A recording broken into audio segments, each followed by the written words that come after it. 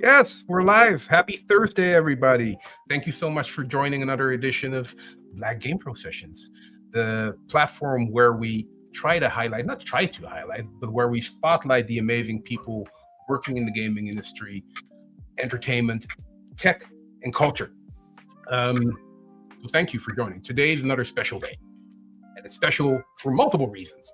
Because today's guest is not just someone who worked in the games industry. He helped shape the visual language of games that became part of gaming history. And one of my favorite games. Tramell Isaac is a veteran artist, art director, creative leader, and founder whose fingerprints are on some truly iconic titles. From Fallout 2, where he worked as an artist and lead artist, to games like Neverwinter Nights, to PlanetSide 2 and Predator Hunting Grounds. Tramell has been a part of this industry through almost every major evolution. From the classic PC RPGs to MMOs to AAA development, live service games, licensed IP, and now building something new on his own terms with BEEKDiPP. And listen, for me personally, this one hits different. Because when we talk about Fallout, we're not just talking about a game. We are talking about a universe, a tone, a sense of humor, a visual identity, a world that stayed with people for decades. And as someone with a Vault Boy tattoo, yes, I have a Vault Boy tattoo, and a custom Vault Boy chain, you already know I have many questions to ask. But beyond the legendary titles, what really interests me is the journey. Because Tramell has seen the industry from the inside. He has led teams, build worlds, survive changes, watch studios rise and fall. And after all of that, he is still creating, still building, still pushing forward, most recently as the founder of BEEKDiPP. So today, I want to talk about legacy, creativity, resilience, leadership, reinvention, and what it really takes to last in an industry that keeps changing underneath your feet. Because gaming history is not only written by franchises, it is written by the artists, the builders, the leaders, and visionaries behind them. All right, so enough of me talking. Please help me welcome the one and only Tramell Isaac to Black Game Pro Sessions. Hey, yay, where's all the applause? Yay! How are you doing, good sir? Thank you so much for being here. Hey man, thanks for having me. I think that intro was epic. You know, I can't beat that. I should record that and just leave that for myself. It's important, dude. It's important to remind yourself of what you've brought and what you are bringing to the industry. I've been in the industry for 20 years. This year is going to be my 20th year. And it's easy to, wow, there goes my voice. It's easy to forget sometimes the things that you've done, the impact that you've had. And dude, you have made an impact. I literally have your work tattooed on my body. That's crazy. What the actual? I don't have any tattoos, and I wouldn't even dream of getting that tattooed on my body. So that's props to you. That's crazy. I'm not sure if it's props or if it's just crazy. Maybe it's a little bit of both. You know, it's like But yeah, dude, it's an honor to have you here. Welcome to Black Game Pro Sessions. Oh, thanks for having me. Let's get into it. Let's give people what they want. Exactly. I mean, I have many questions. But the good thing is that since I kind of messed up the timing, I think I have you until 8 p.m. my time, which is an hour and a half, so we can go into in depth. People at home watching from all over the world, because we have people from all over the world tuning in. If you have any questions for Tramell, leave them in the chat. We'll put them on the screen. He might answer them. He might not. With that being said, I wanted to dive into, for the people that don't know, the history. Before the industry knew you as T-Ray, who were you? Oh. Yeah, we're going to go deep. So as an artist, I've been kind of tinkering and drawing since I was like 5 years old. And, the good thing about that was that my mom and, pretty much my whole family kind of encouraged me to do that throughout my younger years. So it was always like reinforced that, people would ask me for drawings, even though I'm sure at the time they were probably trash, but they would encourage me, to draw stuff for them and things like that. And of course, my mom put me in, pretty much every art class I could possibly get my hands on, in and out of school. So like that kind of helped, form that love for drawing. So like, and then that kind of moved into like experimenting with with different, different formats and different styles and different things, painting and pottery and, Wow. sculpting and doing all kinds of stuff, just anything art related, because it was at the time, we talking about, early, mid to late 70s at this point. And, we're just kind of just doing art in general, because there's really no, in my mom's mind or, my family's mind, it was more about like just having, doing something art related. So that was kind of it. I was all over the place: watercolors, gouache, acrylics, oil painting, you name it. So, and that was kind of like the environment that I grew up in. What's your environment was a creative environment? Yeah, well, it was. I wouldn't say my mom is. I wouldn't say she's a visionary. She can see things that, she can see the value in a thing by looking at it. Because as younger kids, we used to rehab homes. So she would purchase a house knowing what she wanted to do with it. So she could visualize, she could look at a particular house or a particular property, and she could visualize, oh, I can do this, that, and the other to this house, turn it around, flip it.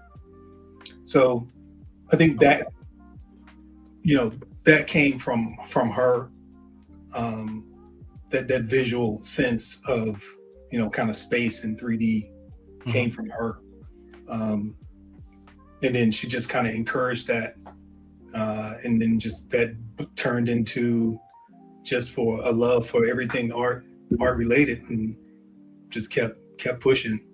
And the sad part about it is like, and funny thing is like, it's the things that you love the most that end up kind of driving you to do a thing. But it wasn't really front of mind at that point in time for me to be like, oh, this is what I'm gonna do for a living. So you were just expressing your creativity. Yeah, it was just something that I did and that I was good at, and I just kept doing it. But it wasn't like something, oh, I'm going to be an artist, for the rest of my life. I didn't really think about that. So was there a moment or a piece of art, game, comic book, film, character that made you think, oh, this is actually something that I want to do, create worlds or create characters? Or no, I mean, not really. Like I collected comics like most kids my age at that point in time, and read a crap ton of comics. Just love me some Marvel comics. And what was your favorite one? What's your favorite one all time? It's got to be Walt Simonson's run on X Factor. Okay. And his run on Thor. Walt Simonson was my man. That was the dude. His run on Thor and X Factor was like the pinnacle for me. But yeah, I used to collect, like Spider-Man, Iron Man, the Hulk comics, just a bunch. Then stuff like Archie's comics and Casper the Friendly Ghost. It's just any Richie Rich. We just have a lot of Richie Rich comics. But when you got these comics, did you like read through them for the art, or did you read through them for the stories, or both? Oh, it was a little bit of everything. So like it was a lot of storylines that I still remember to this day. That like, even in Spider-Man, like they had this run called the Sin Eater. This dude was going around murdering people, and I was like, whoa, like that was crazy to me. Like never really, seeing that kind of seriousness in a comic. And that was kind of like, wow. So that kind of upped the ante in a lot of ways.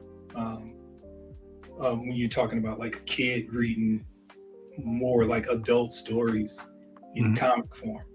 And that kind of like set the tone for like, oh, these are actually just stories that just illustrate it in a way that's more palatable to a certain audience. So, was there a moment at that time where you were like, oh, that would be cool if I could do something? Or was that not even on your... No, I never, like I said, it never really connected. Even after I went to art school and got out, I was like, okay, maybe I can, try to find a job doing commercials or Mhm. shorts or whatever. Because I ended up going to school to study animation, and that was like after I'd done all the painting and all this other stuff. I just wanted to kind of figure out how to make stuff move, and that was interesting. Of course, I grew up, watching all kind of cartoons. Yep. So that was interesting to me. So just another thing at the time, it's like, how do you do animation? That was like one of those things that was kind of like behind more of a gate. Like as just a regular person at the time, you couldn't just like go out and animate some shit. You had to go learn how to animate. So that's what I ended up going to school for. And even after I got out, the hope was that, I would get, some jobs locally in and around St. Louis. That's where I grew up. And, that turned into my first opportunity in the game industry. Funny enough, I was actually about to become a cop. Oh, really? I've been the worst cop in St. Louis. Trust me. The good Lord has looked out for me. The Lord was like, nah, you need He's to like, nah, this ain't your path. Maybe different direction. Yeah, that was bad news. I was so I was a year out of art school, and still working on my portfolio, cleaning it up, doing new work, tightening it up and stuff, sending it everywhere. And I was like, man, I need to get a job. Of course, I'm still living at home with moms, and it's St. Louis is kind of like you either working at the post office, fire department, or you're a cop. And I didn't want to work at the post office. And how old was I? I was like maybe 20, 23, 22, somewhere around there, whatever. I was like, I did not like police. Did not like them. And growing up in St. Louis, there was a reason for that. So I was just like, all right, well, maybe I could be the difference, right? I can make a difference in that. And I think I took the test. I had the interview. The interview was super weird too. Like this dude was asking me all these weird questions, like giving these scenarios, which was kind of like completely bogus, but they just kind of wanted to see whether or not he was going to be a rat or not. Exactly. Yeah, they just wanted to see if he was going to rat somebody out. And of course, I was like, man, I'm not going. They just telling stories about like, what if your partner was stealing something in the store? And I'm like, what is he stealing? Like, why is he stealing, for one? Like, that's the question I'm gonna ask him. And then it just turned into a weird thing. But then I got a letter like 2 weeks later. It was a week after I'd already left to my first game job. So I got accepted into the academy, but I was already gone. You were already on your way. Yeah, I was already gone. But so 94. 94. But going back a little bit, I mean, how did you transition? So you graduated, you were an animator, you were like super enthusiastic about anything art, and how did you end up in games? I mean, especially back in that time, there was not a lot out there. Yeah, no, it wasn't. So like, I think it's a reoccurring theme that you'll probably hear throughout this conversation is that, and just in general for people out there listening, there is nothing. Very rarely do you get anywhere on your own. True. Like anybody saying self-made this, self-made that is bullshit. That's a lie. So like I can honestly there's one job that I got by myself, without anybody knowing who the heck I was. So I got that my first job because the studio that hired somebody a year before came from my school. So they was like, this guy's great. Maybe the school's got some more great people, right? So I was like maybe one of 4 animators that graduated the year before. And they called the school up. He's like, hey, you got any more animators? I'm like, oh yeah, you got this kid. And that was it. The rest was history. Went out there, interviewed, went well, the guy hired, and that's when I started. But was that even, I mean, wasn't even on your radar that like video No, games. that's the whole crazy part about it. Like me and my brother used to play video games all the time. Mm-hmm. Like from the very beginning, dude. Like from like tabletop Pong and shit. You know, it's just like, you know, the little Pong. That's all the game system was just Pong. You literally hook it up to your TV and it was just Pong. I remember Pong with like the turning knob, right? The knob. Just turning the knob. Yep. So me and my brother, we used to play games all the time, you know, and getting into the game industry was just like, again, it wasn't like something front of mind. Like it wasn't even an option. Like it was so like mysterious. And it's like we knew people made games, but you know, what was the path to it? There was no like school to go make games. Like at the time that stuff didn't exist. So I just kind of, it aligned with what I was doing as an animator, and it just kind of like it was part of that, you know, my growing up, you know, Atari 2600 all the way up to, you know, Sega and Nintendo, like all of that. We used to just spend our summers in the basement just playing video games and Commodore 64. So, you know, at the time it was never like, I'm gonna make video games for a living. Like they didn't, like I'm saying, like none of that stuff actually fell into place until I was actually making video games, and it was just like, whoa, that's crazy. Here I am. Indeed, it is crazy because, especially back then, I mean, they're the only media probably that there was, because it's even before my time. It's like you have magazines talking about video games. It's kind of like mystical industry that was like so far removed from the reality of growing up that it was like, sure, these games just magically appear. I get to play and enjoy them, and then that's about it. That's interesting. In growing up in that period, or even before that period, I mean, you were kind of talking about like you had specific role models, but were there any like role models of color that you followed there, or was it just people that artistically you vibed with? Was there anything back then that you were like, oh, there's this dude, there's this brother, there's this sister that are doing amazing things? And nah, I mean, it was like my classmates in art school, classmates in high school, you know, because in high school it was like, weirdly enough, this nerdy kind of competition for who's like the best artist in school, right? You know, it's this one cat, Derek Warfield, who actually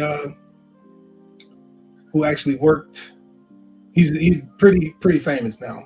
He worked at LaFace Records. He did Outkast album cover and a bunch of different album covers that you've probably seen. You probably recognize his work. Derek Warfield, if you out there, you know, he went to my high school, but he was that dude, right?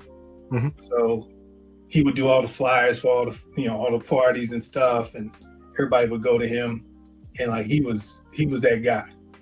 And it's crazy because he turned what he was in high school, he amplified that and turned into even more of a successful person. So like looking at him in high school was like, oh, I want to be able to be like known like that dude. And that's just like, if you look at like the cosmos of things, you know, in your little orbit, right? That little tiny orbit of Hazelwood East High School. He was the dude. He was the dude in that universe that everything revolved around. So, you know, I wanted to be that dude, but it was just, you know, just thinking about it, and just right now, it's like, yeah, everybody wants to be a big fish in a small pond. True. And, you know, just seeing his career over the years, and seeing how he, you know, he had like an interview, I think it might have been last year, where he was talking about how he got the job at LaFace Records. And basically it was like he phoned in like a bomb threat. Or something similar to that. You got to look it up. Look up Derek Warfield. I will.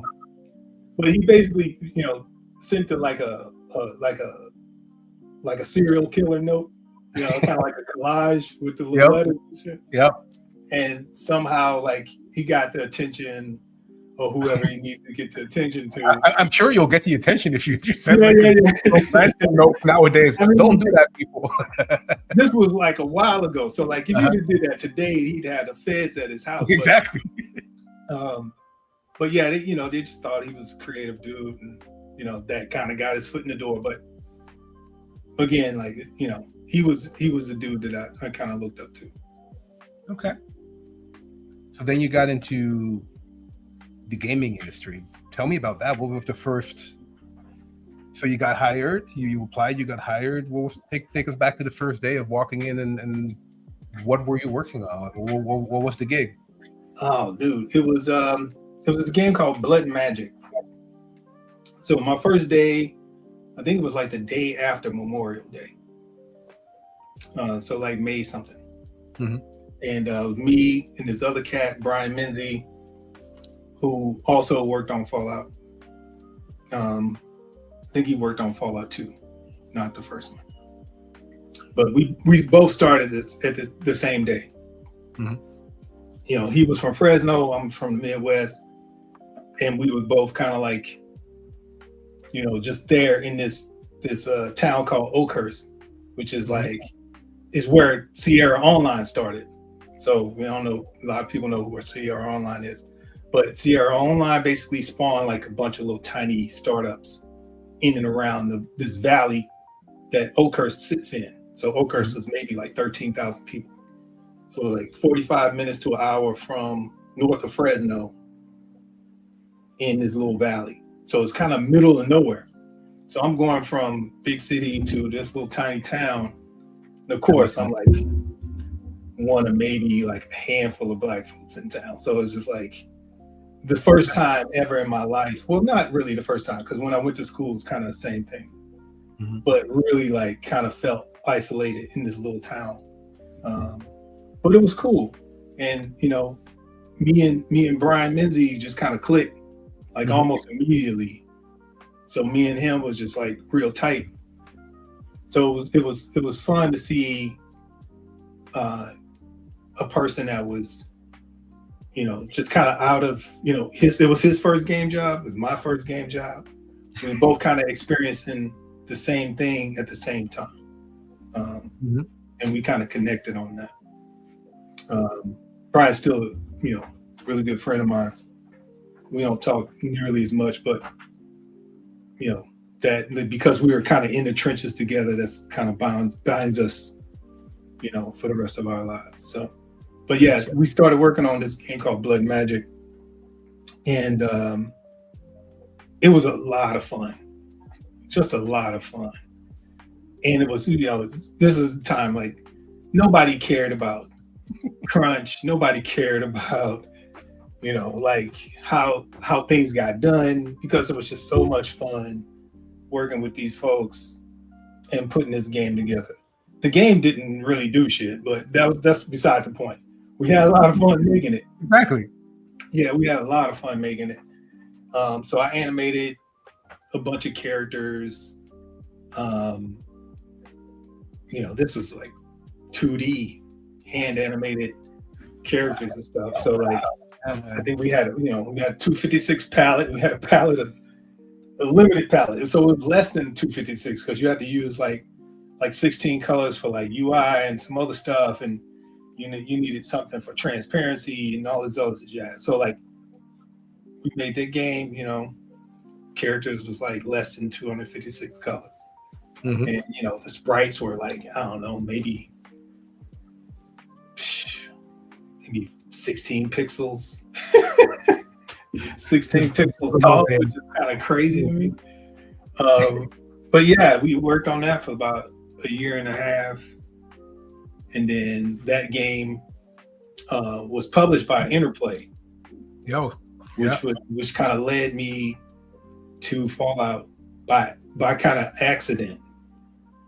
And it's funny. It seems like when you kind of tumbled into video game, tumbled in your first experience, and then tumbled in Oh, don't get me wrong. There was hard work along the way. No, okay. Don't get me wrong. And fair enough. It's like you were just like there, and it happened. Didn't do I shit. just showed up like Inspector Clouseau and just stumbled on the Exactly. stumbled on the answer. Nah, There's always hard work that leads to Yeah, good opportunities. Obviously, of course. Yeah. So the Fallout thing. I don't know if you want to like dig. Oh yeah, down. but before we go into Fallout, there's a question from Dylan that I wanted to have, see if you can. It's a long question.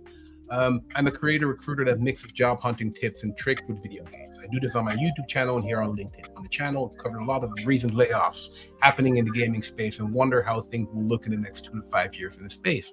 What are your thoughts on this? Do you see the indies rising up? Also, what games are you looking forward to in Summer Game Fest and the Xbox Showcase? Thanks for making this space. Oh my God. I mean, I think it's interesting, especially since you just started your new company, BEEKDiPP. Yeah. So I'm gonna tell you. I'm gonna tell you what a person told me. I'm not gonna say his name because he's got a pretty big name, but he told me this because I had asked him for some advice when I started the company. He was like, "The end is near." I'm summarizing. You start with the end is near. Jesus, man. The end is near, and try to make as much money as you possibly can in the next year and a half. Mm-hmm. That's what he told me, and I would say he's got his ear to the ground. Mm-hmm. That's how he felt, and this was maybe like, I don't know, 4 or 5 months ago. And how I feel about it, I think we've got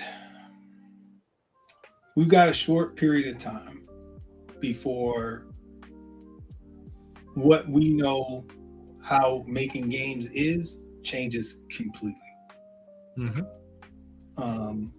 One of the things that stuck with me in that conversation with him was he's saying that big teams are a liability. Oh yeah. And if you are a company that has a big team, you're in trouble. Because as far as like getting investment, as far as like being sustainable, it's like everybody's top heavy. So the problem is, if everybody's top heavy, where are all those people gonna go? Especially when it's already blood in the street. So I don't know what the industry is gonna look like in the next couple of years, but I can tell you this: like it is not going to look like what it looks like today, and it's definitely not going to look like what it looked like 2 years ago. Mm-hmm. I couldn't agree with you. For good or for bad, it's going to be hella different. And if you're not like trying to figure out like what that road looks like right now, then you're going to get left behind. Yep. And I think indeed what you indeed see, to chime in what you said, and also to answer the question, is like indies rising. Yes, there's I think there's a definite trend where you see the smaller teams create games that speak to a larger audience than they used to.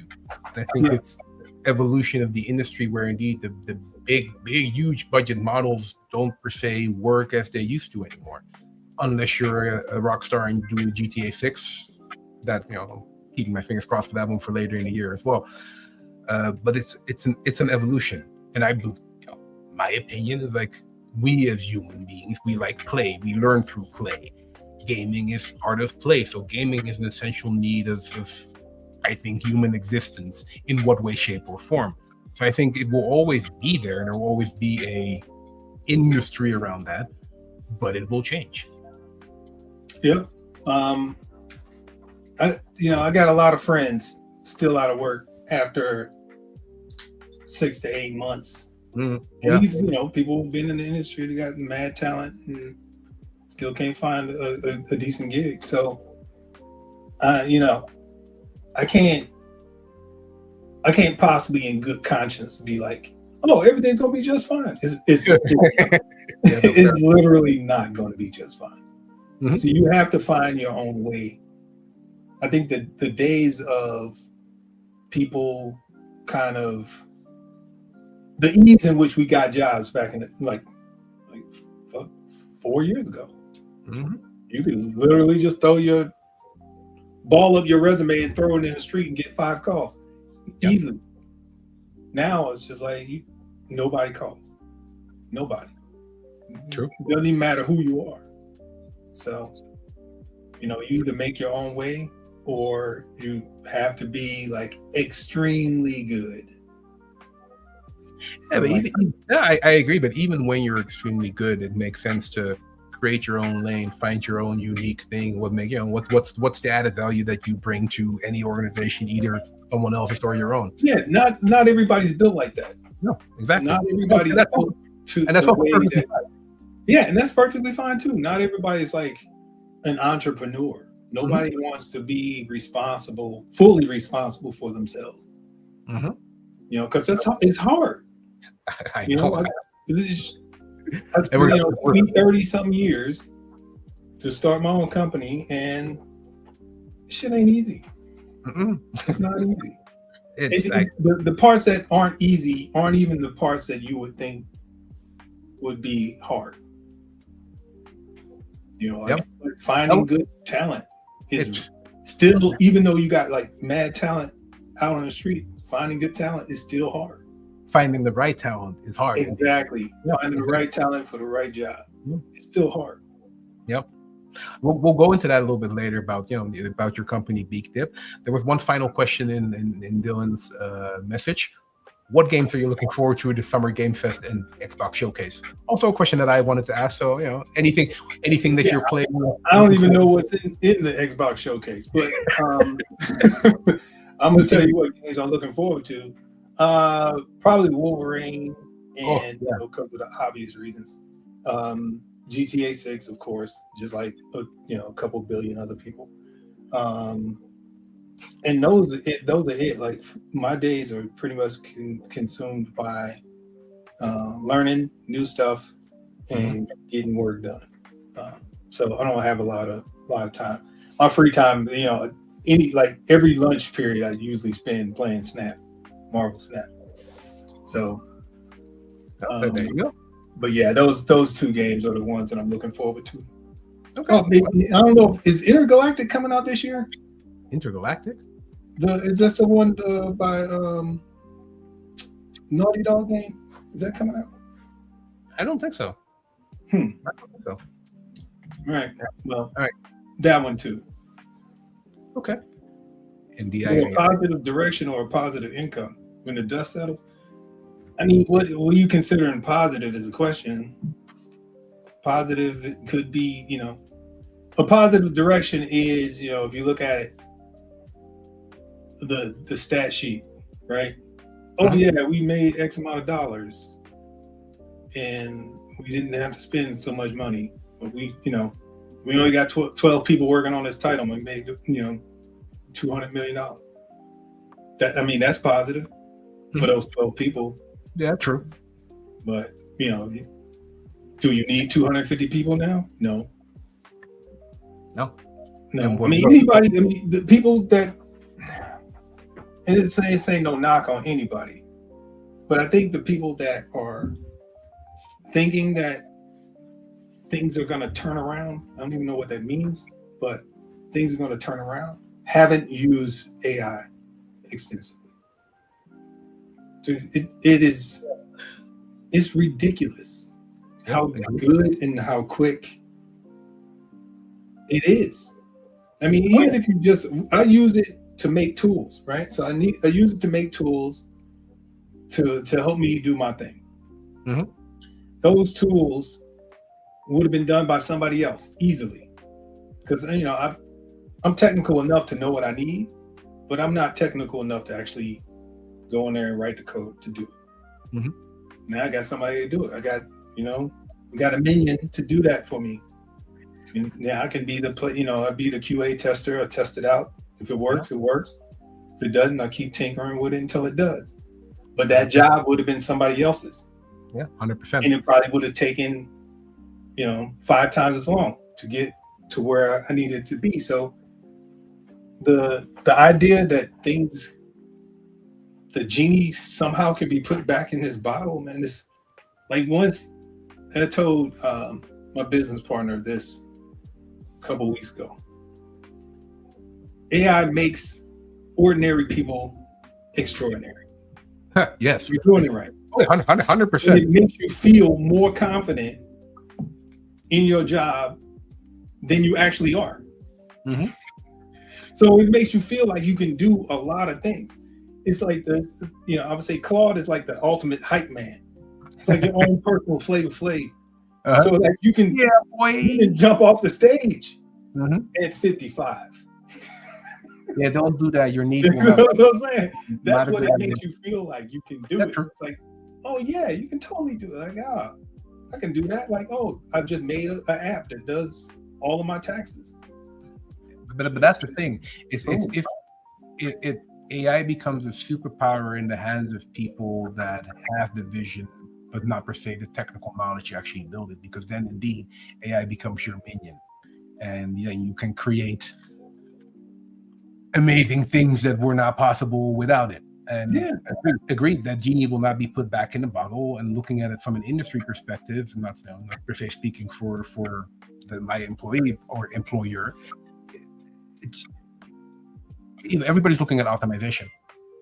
So take that as you want. It's like that's why find your lane, find where you add value, and if that's no longer in the gaming industry, which is also a good option, because indeed, like you said, at a certain point in time, you can do the job that you used to do with 250 people with 12. So maybe then it makes sense to take the knowledge and skills that you have and try to do something else. Yeah. And then I think that the thing that's kind of messing people up is like where to now.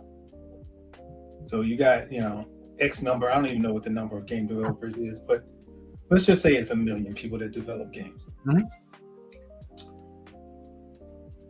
A good quarter of those are probably looking for a gig, and you got the other people that are kind of waiting for the hammer to fall. Mm-hmm. So the question is, where do you go from there? I've seen on LinkedIn people say, "Oh, I'm getting out of the game industry." I know a couple people that's gotten out of the game industry and done like stuff that's completely, wholly different from the game industry, which is great. But for me, this is all I know. This is all I know how to do. This is all I ever wanted to do, really, when it comes down to it. But I think that's where at a certain point in time, and this is just my 2 cents, where the people that are born to do this, that don't know anything else, that this is your life, this is what you do, this is who you are, find a way. They will find a way. You have to. You created your company. I'm creating this here, even though I'm still employed, I think. It's you find your way. And for the people that can't find their way, well, then they'll probably have to reinvent themselves. For sure. Yeah. And it'll shake out the people that are serious and the people that just kind of thought making games was cool, so they decided to do it, and it was easy to get into the industry. So I'm more concerned about like the human cost of what's going to happen to all the kids that are in school or were in school a year ago. If you already got professionals who got experience without a job. The competition is, indeed, you just got out of school, you have your degree, then what? You're looking for a job in this current industry. Yeah, that's super challenging. It's tough. That being said, and maybe I'm completely naive or the eternal optimist. Like, you have tools nowadays that, you could start something for yourself. It's true. Easier nowadays to do that than when I was just got out of college. Like, sure, you might not go into the traditional work path or whatever, but that kind of stuff is over anyway, it seems like. Yeah, it's definitely easier than it's ever been, for sure. But that's how the game industry crashed in the 80s. Yep. Because it was just too much content, not enough consumers. Mm-hmm. So now if it's easier to do it and you got more people doing it, what does that do to the industry now? it'll probably Yeah. repeat itself. Yeah, probably. But that's the thing, it's a cycle. It's Yep. cyclical. Yep. Been through it. Yeah. Came through out the other end. Got the T-shirt. Now I'm still here. Exactly. So let's go back in time. Let's go back indeed to you started working on Fallout. So yeah, that was again just kind of tumbled into it. So Fallout was Interplay was the publisher of Blood and Magic. Blood and Magic, obviously it didn't do well. It was a D&D game, and I think at the time Interplay had like a D&D license, so they were making a bunch of D&D games. And they're known for Baldur's Gate and Planescape and all that other stuff, right? So they're trying to make this RTS. So we did that, and after we shipped that game, I think Interplay was just trying to figure out what to do with us because we was a third-party developer, and they needed some help on this title. Mm-hmm. And they just kind of pimped me out to do some animations for what would become Fallout, because at the time it wasn't Fallout. I don't know if a lot of people even know that story. The original title, it was actually a Steve Jackson game. So it was a IP tagged, for it was Steve Jackson game with using the GURPS system. And when I first started working on it, that was the IP that we were using. Mm-hmm. And then somewhere along the line, they had a falling out somehow, pun intended, and they immediately switched the system to the special system. And I think they did that in like a weekend or something crazy. They ripped all of that IP stuff out and just replaced it, and that became Fallout. But I was doing like a bunch of death animations, so they was just like, yeah, we need some help with these death animations, and this was still mad early. So they sent me all the files. I started sprucing them up. So like they were rendering like a bunch of the animations on the SGI, which is like a really old graphics machine that people used to render like movies and stuff on. Super expensive at the time.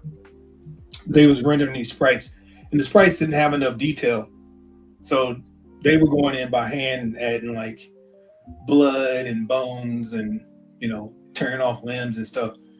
So they was like, yeah, just kind of spruce these up, gave me some direction and stuff, and I just took it and ran with it too. So like I was blowing rib cages showing, spines and shit, like crazy shit. So I sent them back the first batch, and they was like, "Yeah, do more of that."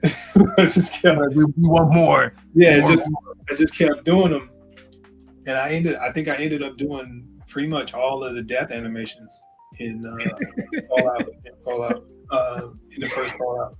How did you explain that at home when your parents were asking? So, how's the new job? You didn't. I was just saying it was fun. I really can't really explain it. It's just it was the job. It was the job they gave me, and I wanted to make sure that I did, a good job, and then some, because like, I'm young. I'm trying to impress, so I'm going over the top. I think a couple of them, they was like pulling back a bit. Like, I did like I did the Overseer death. That was kind of crazy. I did in Fallout 2 Frank Harrigan, where he gets cut in half. Like that was mine.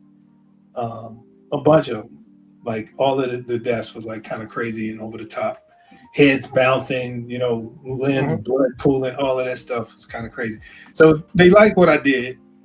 And at the time I was still working for that company in Oakhurst. So I was just kind of like freelancing. They was basically taking a cut of what they were paying me, taking a cut and then paying me like less than that. So like then it just the company ended up missing payrolls and they stopped paying people, and then eventually I got laid off. But like right after, once Interplay found out I got laid off, they hired me. I think it was maybe like 7 days later, Oh wow. And then I ended up, because they didn't have like an actual rec to hire people on Fallout at the time, because they was still like going through a lot of internal stuff, trying to, you know, Tim Kaine was still working on the engine, doing all kind of stuff. So they wasn't really like full production. So I ended up going to a division called VR Sports and worked on a baseball game. From death animations to baseball games. That must have it was different for sure. And I think I might have been on the VR Sports team maybe about 7-8 months before a rec opened up on the Fallout team, and then I was able to like move over there and start working on the project full time. And the first thing that they gave me was the Vault Boy. So technically, that moment where you got introduced, I mean, you were already introduced before that to Vault Boy. Well, how did you? Tell me everything. Yeah. So, you know, this is, you know, kind of where my animation background kind of kicked in, and you know, my love of comics and all these other things, pop culture and stuff like that was, I think, you know, reason why like Fallout was really, you know, special for me, because it like incorporated all the things that I was interested in. And when Leonard gave me his initial sketch, it was like this really skinny dude, and it was kind of weird looking, and he was like, you know, I want this, and I want this guy, and I want him to look kind of like the Monopoly dude. He kind of explained it, what he wanted.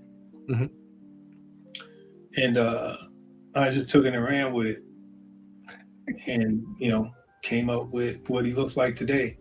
And, you know, just like I had a conversation with one of the C-level dudes at Interplay about a year and a half ago. Like, he was just kind of recapping some stuff, so he wanted some information, and like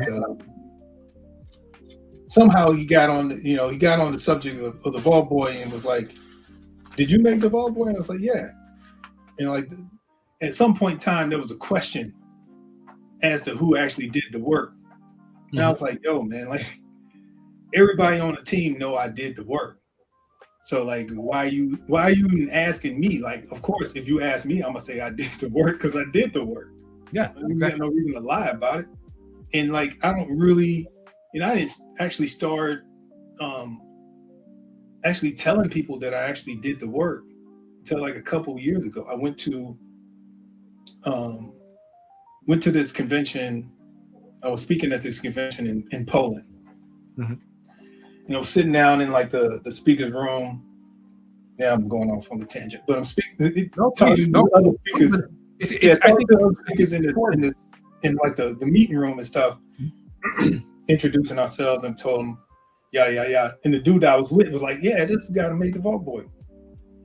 And I was like, "Yeah, you know, just kind of, I don't want to lead with that because it seems pretentious, man. It seems like weird. Like, I'm the Vault Boy guy. Like, who gives a fuck? Like, nobody cares about you. Like, whatever."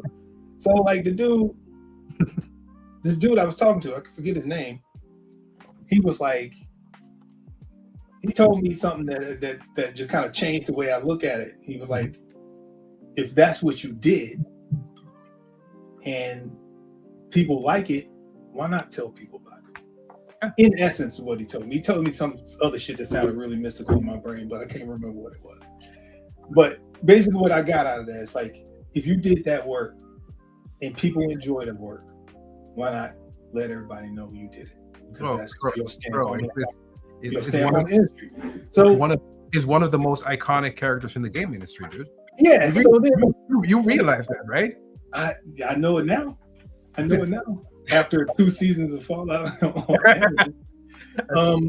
Speaking of which, you probably didn't get any residuals for that because you were just an employee. Of course not. You get nothing.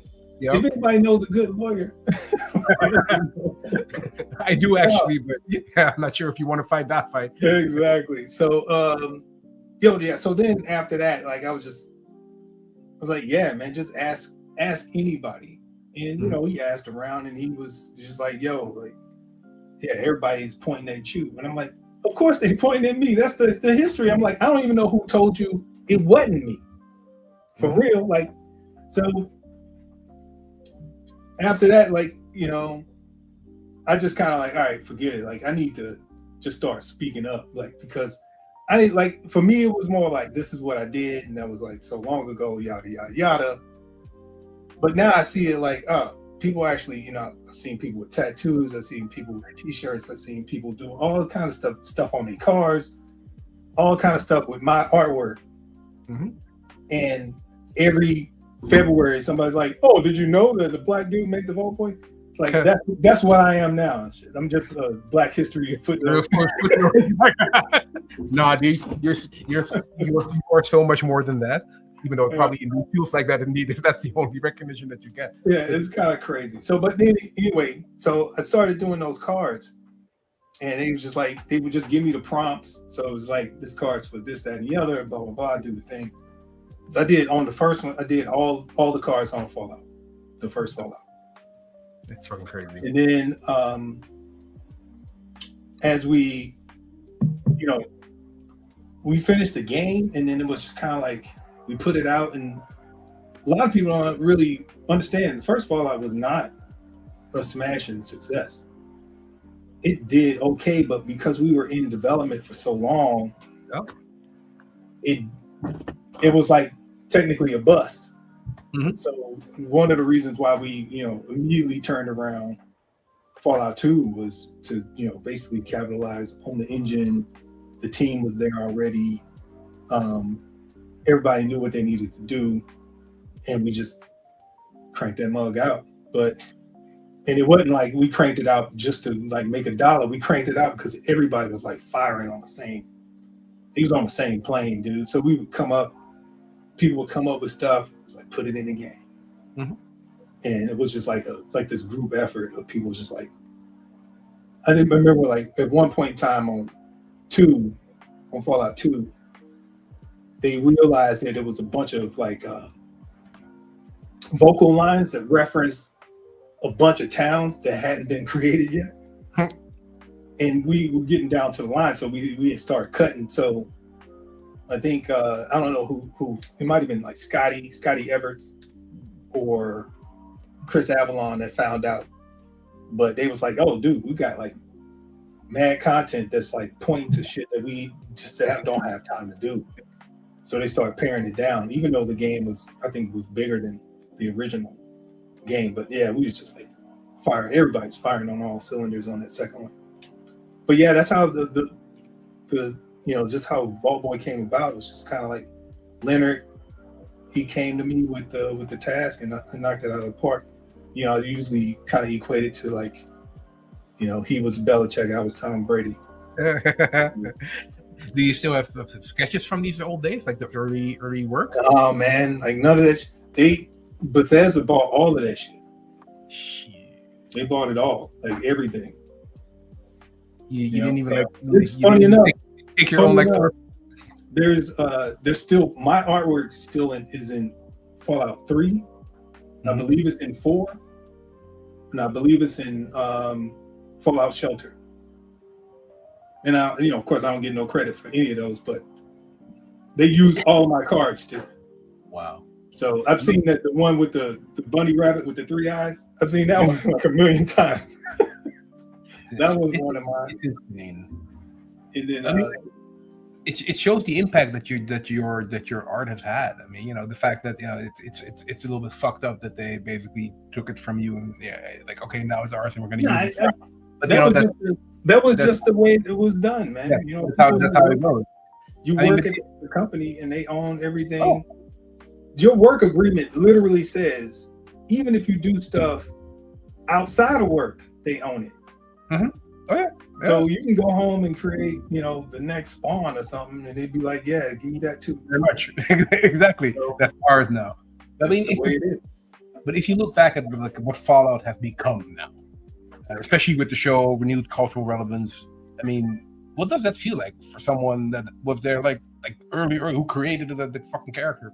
It's crazy how much mileage I can get out of that. No, man, I'm literally traveling all around the world talking about it for real. Like, we went to I went to St. Petersburg, Russia. Mhm. This was like, I forget, it might have been like 2015, 2016, something. Speaking at this convention, and I ran, at the convention, I ran into these guys who was like huge Fallout fans. Mhm. Of course, I don't speak any Russian at all. So like, because they were great fans of the series, they like showed us all the sites in St. Petersburg, went to a bunch of the cathedrals and stuff, like amazing tour guides, dude. They were crazy. Yeah. They took me and my wife all over the town, dude. And it was such like realizing that, these people are Russian, they, look at Americans a certain way. That's what my thought process was. But you get over there and everybody's connected by something. Oh, yeah. And that was the thing.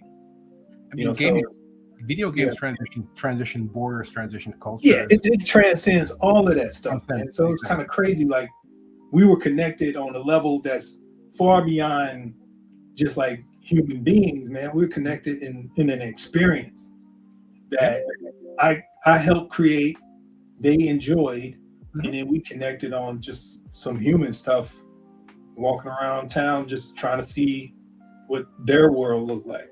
And they were happy to share that with me, and I was super appreciative. That's one of the many reasons why I love our industry, because indeed there's many of these moments that happen. If you're like involved with something that has touched a person's heart, then these kind of things can happen. And it's also super cool that you were able to bring your wife, that you could share that experience, and that she could also see the impact that you've had on these people that you've never met before, and they're taking you out into town, which is fucking cool.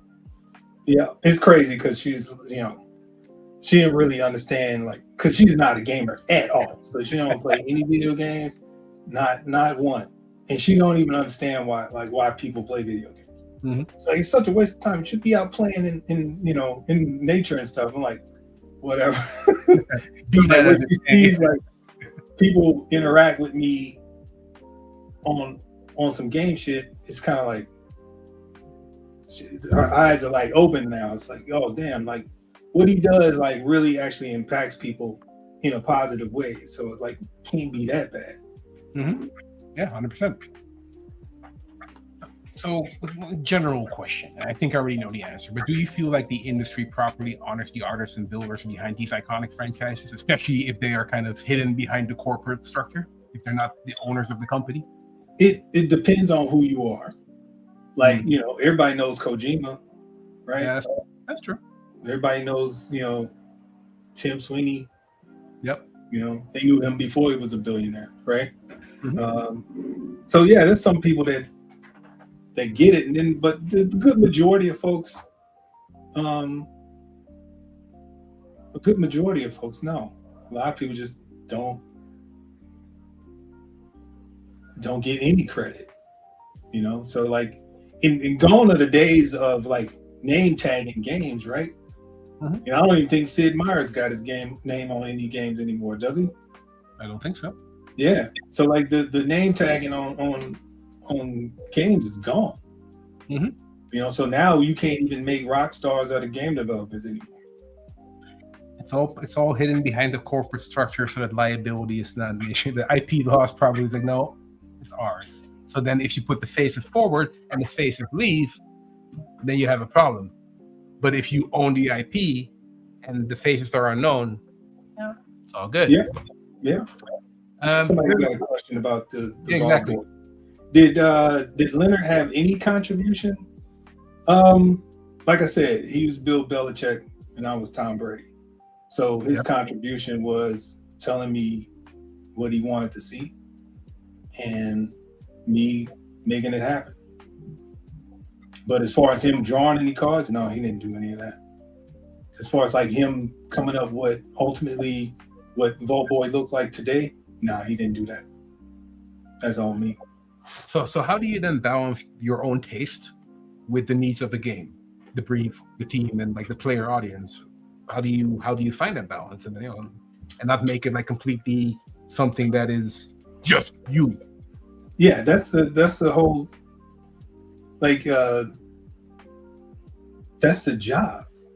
That's true. Yeah. That's the job. The job is to create something out of whatever the pieces that you've been given in a particular style. So like as an animator, I knew that from the get-go. Like, I go to Disney, I'm not going to be able to just do my thing on Bugs Bunny. Like, you got to draw it, the Warner Brothers, I said Disney and Bugs Bunny, whatever. If I go Mickey Mouse or whatever, if I go there and try to draw Mickey Mouse my way, you get fired. So like, that's the job. So you're kind of like ingrained in that from the get-go. Or at least I was. Don't you think that a lot of creators or like creative people, artists, that they, especially when they start working for a company or for the Disneys or for whatever company, they have the feeling that I could create the new Mickey Mouse. But no, actually, if you're an animator, you will know that's not your job. Yeah, I think some people think that. Other people are just jobbers. They just want, give me the thing and I'll do it. Mm-hmm. And that's fine too. There's only a handful of people that are going to step out there on their own, lead the charge, and then be the guy that's going to, form all of the look for a thing. Mm-hmm. And then everybody else just wants to be told what to do. And again, like, there's nothing wrong with that. People just like working on something cool and contributing and doing whatever they want to do, but they don't want to make the big decisions. Mm-hmm. They just want to kind of do their thing and contribute. So what do you think makes a great art director in games? It has nothing to do with art at all. It's got nothing to do with art at all. Like, yeah, you can be like the most technical, most well thought out, most researched, most referenced artist on the planet. But if you can't deal with people, then you're not going to be able to get shit done, period. You have to understand how to build a team. You have to understand how to deal with adversity. You have to deal with, a million different personalities at once. You have to be able to communicate with people that don't give two shits about what your issues are as a leader. They just want results.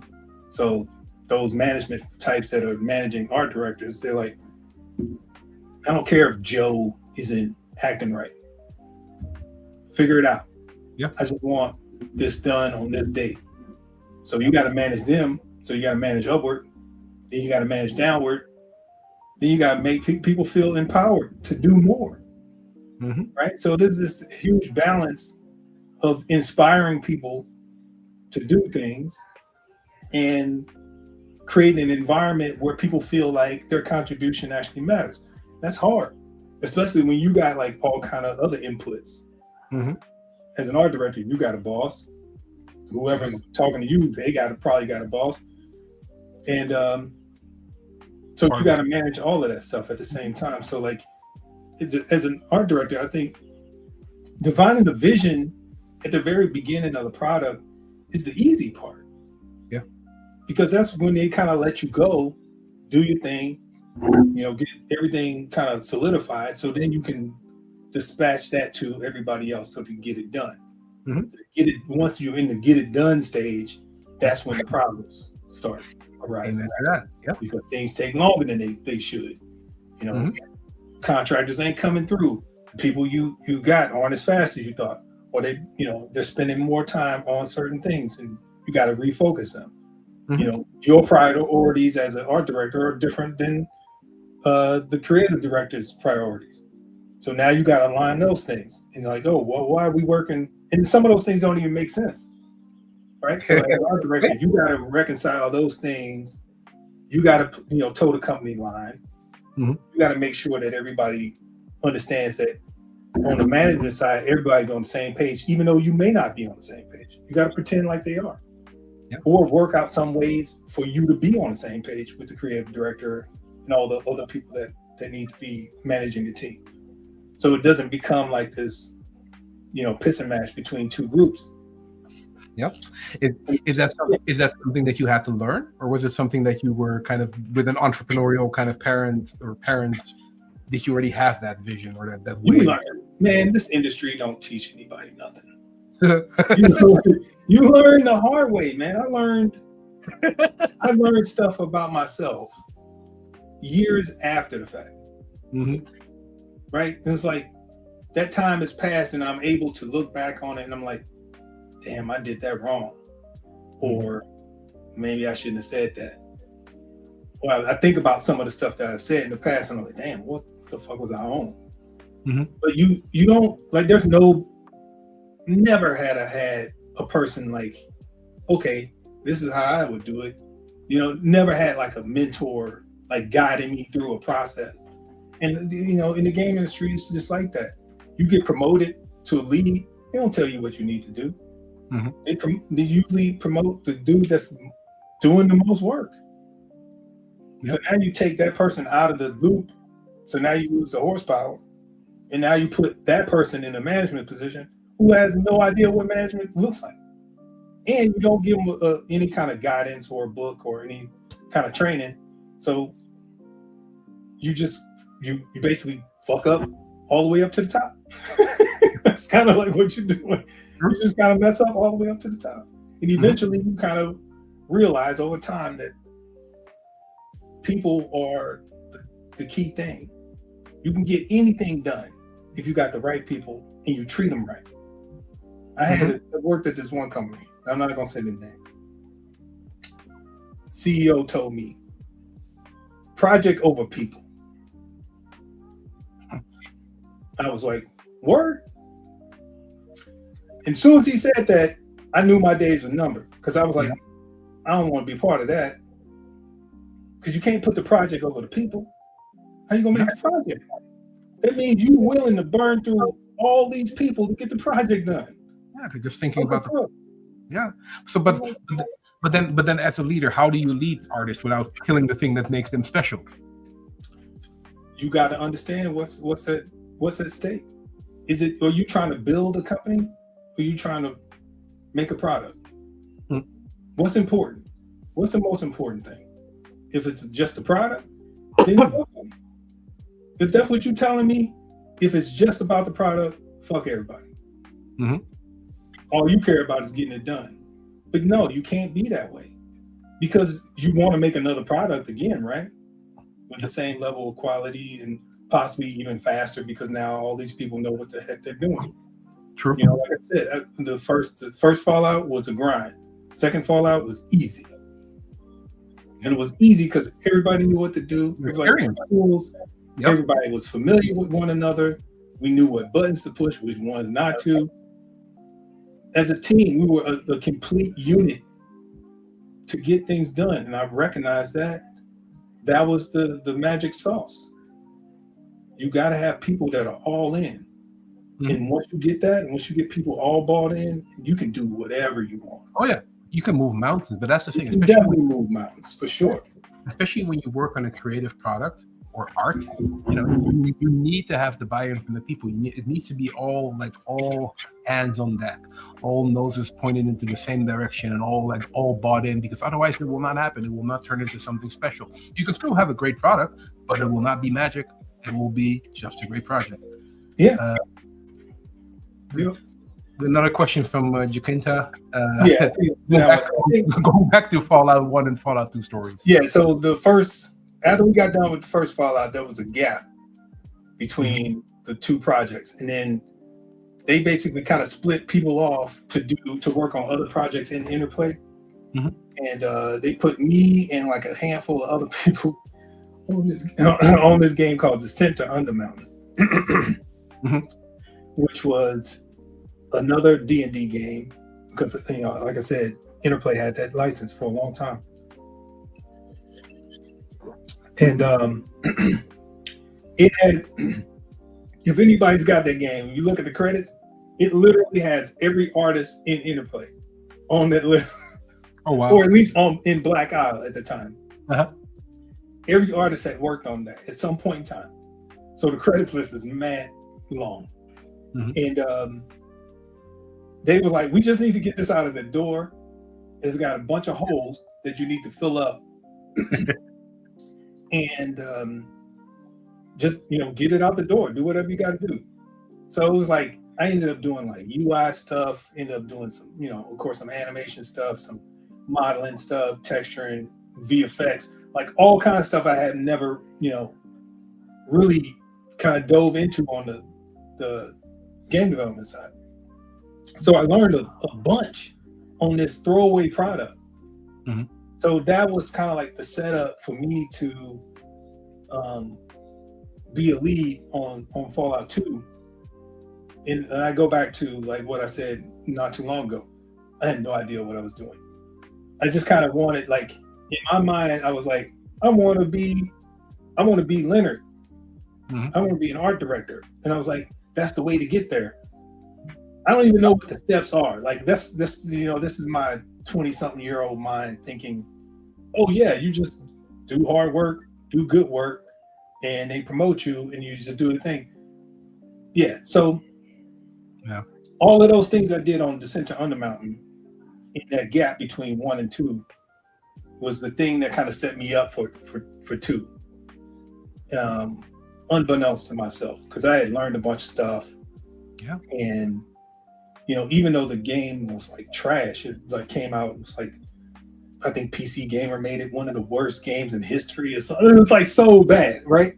Yeah, but you still learn. But like the experience was more valuable than 100%. the actual sales for me. It's interesting. I had to shoot a video with our CEO, so Ubisoft CEO, the other day, last week, where I also asked him about like kind of like the success of our not so popular games, where he also said, indeed, like even like the biggest failures, the expertise or the learnings that come from that can lead into something amazing. Yeah, so for sure. Yeah. So I couldn't agree with you more. But I mean, for the final part of this kind of conversation, I want to focus down on the work that you're doing now with BEEKDiPP. But before we go into that, I mean, being an artist and being a leader is something completely, that's two completely different things. What was the thing that you had to unlearn, before you could start your own company?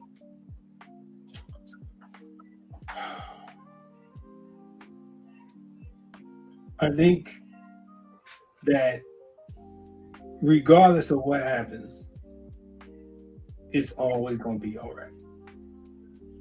It's the basic. It's very basic. So why not try? Yeah. So like a lot of people don't try things because they're afraid of the outcome or afraid of failing or whatever. Like I'm at the point in my career where I'm like, I don't even care if I fail. I'm going to do my damnedest not to, right? I'm going to try my best. I'm going to do whatever I need to do, stay up late, whatever I got to do, put pedal to the metal. It's what I've always done. Mm-hmm. But if I fail, it'll just be a learning experience. It'll be something that I learned throughout that process, and maybe I'll do it again and succeed. Who knows? Maybe I'll succeed this time and learn even more from a different kind of perspective. But yeah, the fear of not trying something was greater than accepting what the industry is right now. So it was like, all right, well, fuck it. Like, what do I got to lose? Yeah, this is like the perfect time to do it. Even though, like, who knows? There's no perfect time. There's just good time. There's really no perfect time to do anything. So do it, get what you can from it, and if it succeeds, then great. If it doesn't, then that's great too. You definitely know exactly what to do and what not to do. Basically, you're trying to do it again. So what are you working on right now with BEEKDiPP? So we are a studio that takes high-res, high-quality scan data and make it game ready. So like right now, the focus is on characters and props. So that's cool. basically it's creating like a scan library of clothing. So on like jeans or khakis or a dress or whatever. We've got a high-res scan version of it, all the way down to the threads. So that's so and cool. then we take those and we alter them, and and change them for whatever stylistic purposes, and then provide those to game developers. That is extremely cool. Yeah, it's definitely, it's challenging. I'm learning new stuff every day. Learning new stuff every day. And it's one of the things that I would have never thought that I would learn. And it's been fun. It's funny because end of last year I was speaking at this event in London, and I met this girl from New York called Unorthodox, and she does similar kind of thing but for Afro hair. So she does all kind of different hairstyles and textures. I think she creates it for just The Sims, if I'm not mistaken. But it's interesting indeed that there's this. I wasn't aware of that there's this entire market out there of just indeed people that are looking for high definition textures. Yeah, and then offshoots of that are like using AI learning models, used in concept art, which is kind of crazy to me. Even though I'd known that people use scan data in concepts, I really never really put it together until a friend of mine was like, "Hey man, if you give me some of that content, I can make a little cool art piece for you with it." And I was like, "Sure." And he was like, "Yeah, he's in the concept art community." He was like, "Yeah, people use scan data all the time." So like different avenues. There's a bunch of different avenues in ways in which you can use that data. And some of them aren't necessarily game related, so which is great because now, the game industry is doing what it's doing. We just gotta try to find another way to, do cool stuff and not necessarily be 100% tied to the game industry itself. Yep. I mean, there's the need for digital assets, the need for textures is bigger than just gaming. So I'm sure there's many other ventures or other verticals that you could get into with this. Yeah. It's super duper interesting, man. Do you think that when you started BEEKDiPP that it was about proving something, building legacy, or maybe simply enjoying creation again? I think it was more about like trying to do something that I wanted to do, and not necessarily being tied to any production. So it's just like, oh, now instead of being stuck on one production for X number of years, I can take part in multiple productions at the same time, and help build that look and feel for a particular studio or whatever, contribute to their efforts to make a game, basically providing the picks and shovels, right? So instead of being part of that gold rush, just give them the equipment to be good and have high quality stuff, because everybody's looking for realistic content, or people that are looking for realistic content are looking for high quality content, and this 100%. Is not cheap. We found a way to make it cheap, so like affordable, not cheap, affordable. Yeah, affordable is the word for it, for sure, because it's all relative, of course. Like, I might give somebody a quote and they'd be like, "Oh, I can't afford that." That's what they always say. Yeah, exactly. So like, but you got other companies out there that do this work. Yeah, I know. They are not even close to affordable. Like, that's not even an option for game developers. So like, I think one of the biggest problems, and this is one of the reasons why I started BEEKDiPP, is like the game industry has a content issue, and content is like 60%, roughly 50 to 60% of your dev cost. So if you do anything, if you can cut your content costs down, then you're helping keep people employed. You're helping doing all these other things, so you don't have to cut corners or cut costs or cut people in order to stay alive. You can just get more affordable content and make more of that content. And, have the users and people that are playing these games actually have a lot of stuff to like churn through. So the idea is that we would provide affordable content, that people can, utilize at any point in time without having to break the bank. Yep. Also, all the way up from AAA all the way down to, indie studios can have something that's high quality, without, getting the version of it that's neutered or, Watermark. just watered down, watermarked, and all this other stuff people searching. So, the idea is to build like this huge library of high quality content. People can just purchase it, and everybody can be on a level playing field. And I think if we were all working toward, I think people are looking at, like, studios looking at, well, how do we not have so many people, or how do we, they're looking at that angle as opposed to looking at the actual problem. The problem is content is not cheap. Well, one of the problems is content is not cheap. Another one of your problems is you probably got too many people from the get-go. And if you can make the content cheaper, then it makes all these other things easier to swallow. So it's like, oh, well, we spent, 30% less on content, then we win that way. So like, I think the bigger studios need to try to find a lane that's less expensive. Oh yeah, especially nowadays. Couldn't agree with you more. Yeah. Looking forward, like let's move forward to 2030. 2030. What kind of project stories or worlds do you want BEEKDiPP to be known for at that time? Shoot, I don't know, man. Hopefully by that time, we've helped developers create multiple titles by that point in time. We've provided services in more ways than just scanning to multiple developers, and possibly expanding into other things. Who knows? Like, I think this is where we're starting. This is where BEEKDiPP starts, right? And I'm open to expanding that however it needs to be expanded to ensure the survival of the brand and of the company. So it could be anything at that point, 4 or 5 years from now.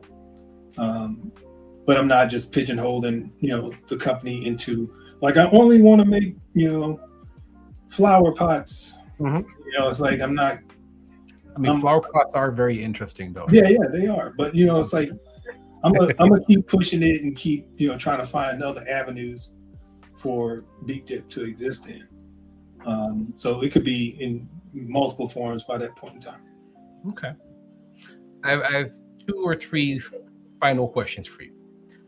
As a young person, we tend to get advice or listen to advice that in the end might not be the thing that we should have done. So if there's like one piece of advice you disagree with now, even if it sounded smart earlier in your career, what was that piece of advice that you were like, I should not have listened to that? I don't know.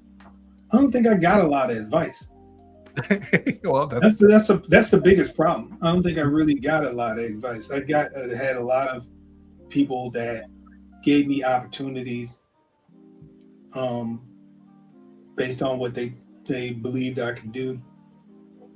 But as far as advice, nobody really sat me down and was like, these are the things you should look out for, which would have been helpful. Definitely would have been helpful for somebody to be that person. But now I've got people. It's funny because you asked that question. I was just thinking about this the other day. The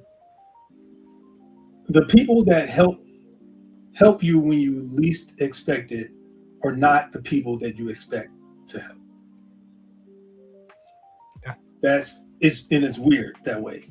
Cause like, you would think your friends would be like the first ones to kind of step up. Oh, you need a hand with this, blah, blah, blah, blah, blah. It's people who, for me, that is, it's people that admire me and admire my work ethic and want to help versus people that I'm down with and who are my friends. And that's not universal. We got, a person that I work with at BEEKDiPP. she's amazing. She just wants to help, and I've been friends with her since shit 99. Oh wow, 27 years. So we go way back, and she's down for whatever. So I've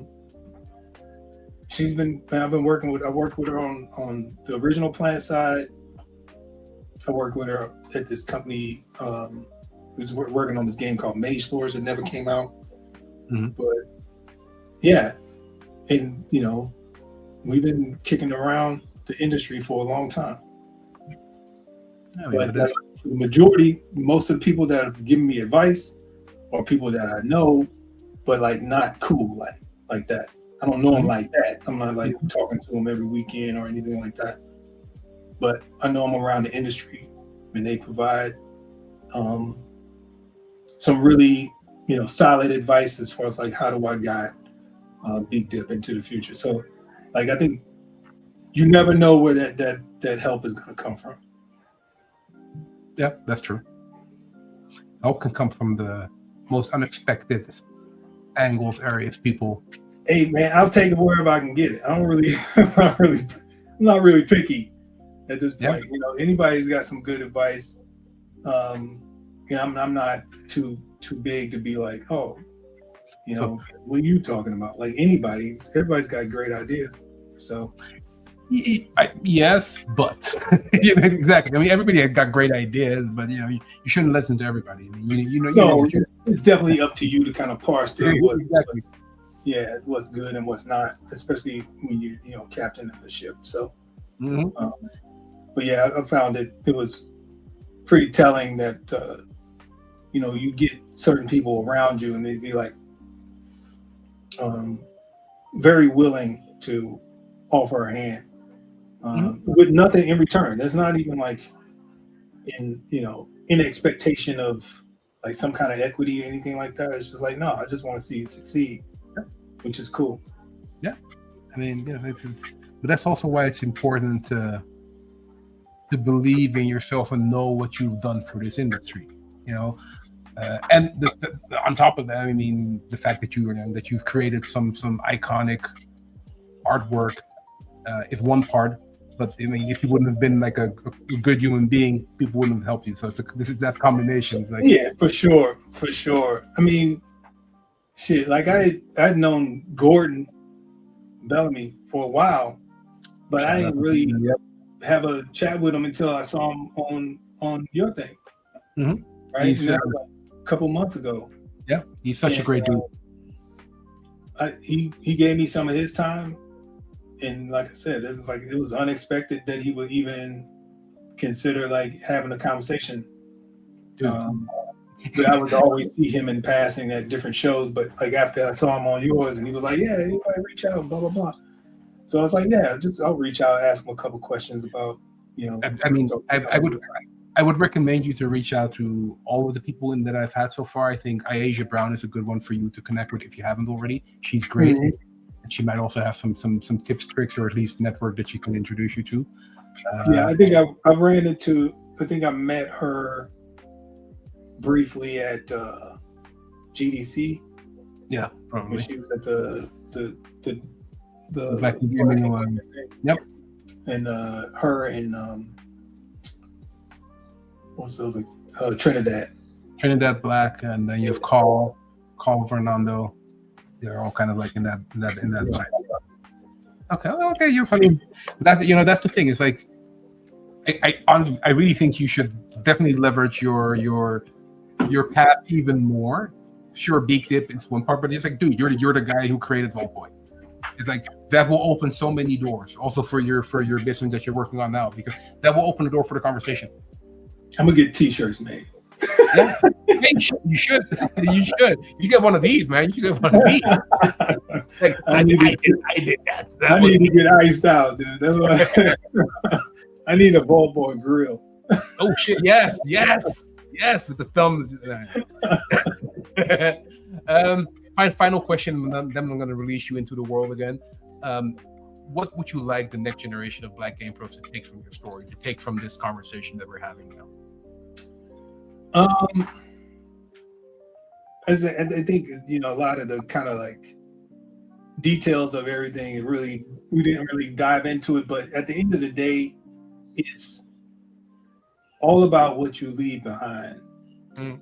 And, you know I've made a lot of mistakes in my career, and, you know, said, you know, all kind of outrageous things to people for no fucking reason that I can even think of at this point. But We've all been there.